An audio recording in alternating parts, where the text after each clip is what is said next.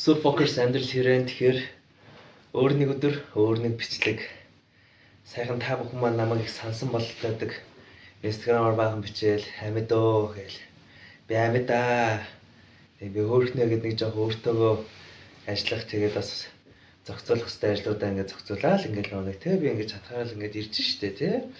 За тэр яах вэ? Хэдүүлэн өнөөдөр ярих сэдв болохоор ойрд яг юу болоод байна? Ойрд бидний нийт масс ингээ мэдрэмж. Бид нар яг ойрд юу н ямархуу челленжийг үзэж байгаа гэдэг талаар би та бүхэндээ хуваалцах үзсэн. Яг энэ өмнөх бичлэгтэр болохоор хэдүүлээ бод гарагийн буцалт гэдэг ойлголтыг ингээ авсан те. Юу гэвэл basically чи дуусгахыг үзүүлээ. Дуусгах ингээ нэг чанд боломж нь гарч ирсэн л байгаа байхгүй юу? За. Одоо болохоор загсны ордны үйлрэл. За энэ дээрээс хэдүүлээ ямар ойлголт, ямар wisdom буюу ухааныг авч болох вэ гэвэл астролог дээр загсны орчин 12 ордны хамгийн төгсгөлийн орд гэж яддаг байхгүй юу? За. Төгсгөлийн орд гэхээр яа вэ? 12 ордны бүхий л сайн шинжүүдийг одоо авч сурсан гэдэг нэг юм бол гой ойлголттой байгаад. Гэтэ загс гэрээл одоо кестон нэг жоохон эрдэм бэлгэн тулсан мосон хаширал биш шүү заа. Яа тэгвэл ингээ загсны ордны дараагийн ингээ нөгөө юу гин челленж буюу даваа нь болохоор яг төгсгөлийн ингээ нөгөө сар гэдэг утгаараа одоо маш ингээ одоо жоохон delusional буюу хийсвэр болчих гээд байдаг амьдрал дээр ер нь жоохон ингээ хөрсөндөө буугаагүй гэж ярьдаг ингээ нөгөө нэг асуудал гарч ирдэг байхгүй. Тэгэхээр энэ ингээ нөгөө нэг одоо ойлголт та бүхний амьдрал яаж нөлөөлөх боломжтой вэ гэвэл эхнийх нь магадгүй хосын ярилцаач нэг өдөж байгаа юм шиг асуудал гарахгүй. Тэнгүүтээ ингээ яг зүгээр ингээ нөгөө нэг юу гэх юм уулзаал ярилцаа шийдчих юмыг хоёр талдаа сууж ингээ айгүйх ингээ нөгөө нэг ургуулж бодоод ингээ нөгөө нэг нөхцөлөдлийг илүү ингээ нөгөө 7 өндөр болох боломжтой. Эсвэл ингээ нөгөө нэг харилцаач асуудалтай ингээ болонгууд яг нэг юм өөрийнх нь нэг юм төсөөлөл байгаа шүү дээ тий. Энэ яг намайг хуурах гэдэг гэдэг тий. Гэхдээ нөгөө яг үндэ хуураагүй байгаа юм л үү тий. Тэнгүүтээ ингээл манай шалтгаангүйр амирх ингээл хардад сэрдэг шалтгаангүйр амирх ингээл нөхцөлөдлийг илүү 7 өндөр ингээ нөгөө бодно гэдэг нь энэ одоо нөгөө загсны ордны челленж гэхгүй. За энэ дээрээс бид нар яаж авах вэ? Энэ дээрээс бид нар яаж урагшаа алхах вэ гэвэл тэрнийх ямар зөв бодит байдал руугаа буух. Бодит байдал руугаа. Би энэнийг айгуу сайн ингээд нэг анзаарлаа л да. Яагаад вэ гэвэл зарим нэг миний тарот ингээд уушуулж байгаа хүмүүсээ би ингээд харсан байхгүй юу. Дэндүү одоо нэг хийсвэр байна.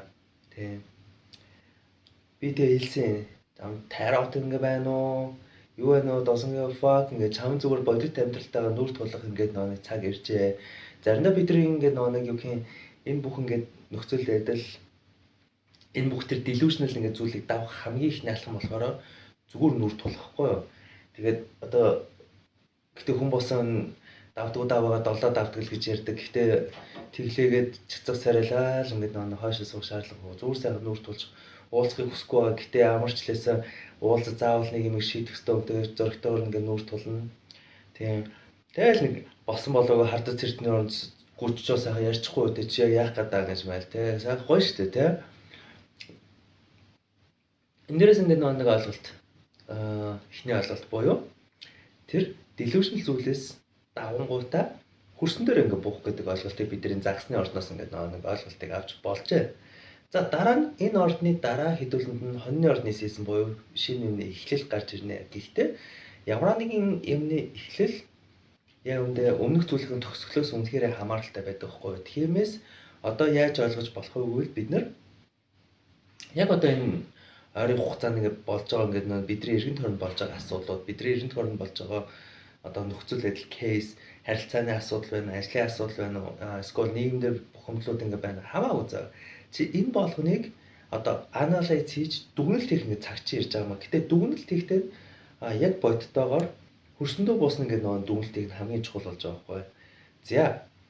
Дараагийн ингээ нэг загсны ордны челленж нь болохоор өөрийнх нь одоо нэг юм хүсээ гэсэн, мэдээ гэсэн тэр одоо шугамаараа яг бүх зүйлийг ойлгох гээд ингээ нэг хичээгээд явах. За энийг би одоо төвөгтэйчсэн тайлбарлах гэж оролдъё заа. За.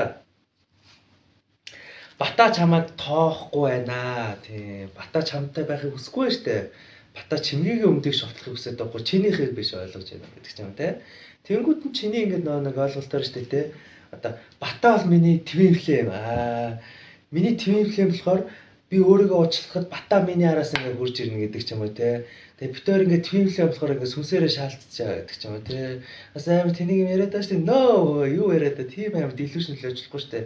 Яг харахундаа бодоод үзэлтэй хэрвээ үнэхээр твин флеймтэй хүн ингээ нэг юу гэх сүнсэндээ ингээ нэг хийж мэгэл өстой одоо секс мэкс идэгсэн нэг юм ойлголтоос яригдсан байлаа шүү дээ бас мэдрэл юм шиг.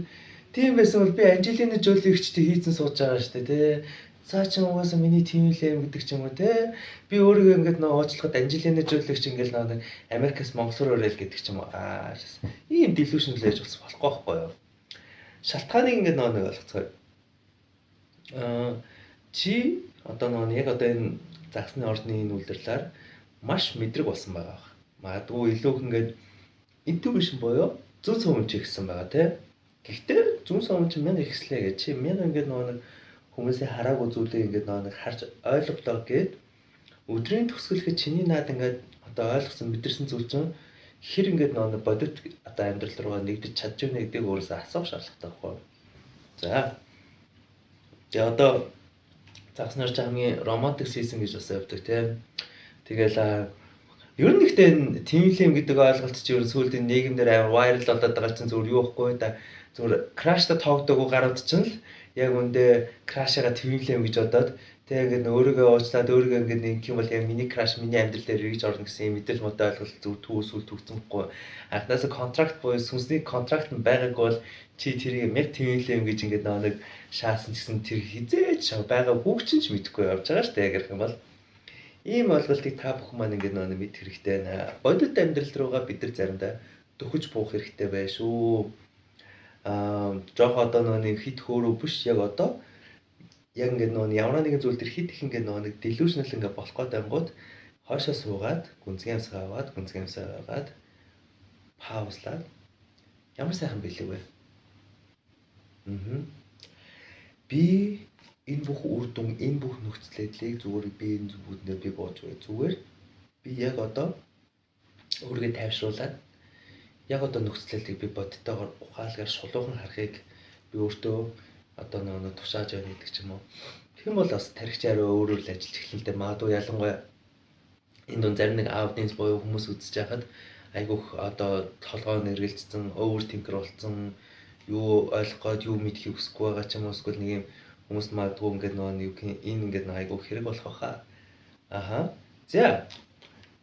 Ийм ингээд нэг сонирхолтой нөхцөл байдлууд ингээд нэг гой кейсүүдийг би та бүхэнтэй ингээд нэг хуваалцахыг хүссэн юм аа.